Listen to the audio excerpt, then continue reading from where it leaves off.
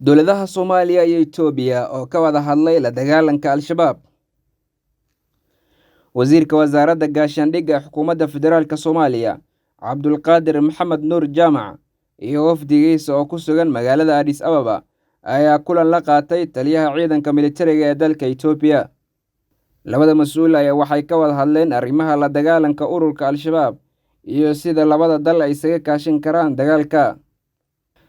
Wasiirka Gaashaandhigga Soomaaliya, Cabdulqaadir Maxamed Nuur, ayaa tilmaamay in dowladda Soomaaliya ay ka go'an tahay sidii guud ahaan dalka looga saari lahaa Al-shabaab, isagoo xusay in guulo waaweyn laga soo gaaray dagaalka ka dhanka ah Al-shabaab.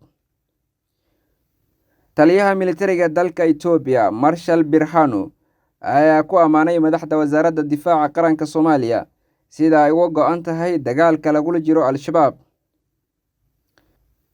Dowladda Itoobiya ayaa inta badan ka caawisa Soomaaliya dhanka amniga, waxaana qaar ka mid ah gobollada dalka ka jooga ciidamo fara badan oo qaarkood ku howlgala magaca howlgalka ATMIS, kuwaasi oo qayb ka noqda dagaalka lagula jiro Al-shabaab.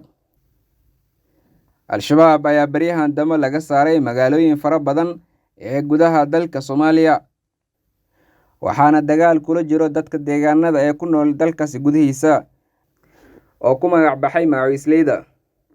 Dhowaan ayay ahayd marka Al-shabaab laga saaray magaalo aad iyo aad qadiimi u ah oo Al-shabaab ay xoog ku haysteen ee lagu magacaabo Aadan Yabaal. Dowladda Soomaaliya ayaa sheegayso inay xaqiijinayso in gudi ahaan laga saaro Al-shabaab gudaha dalka Soomaaliya.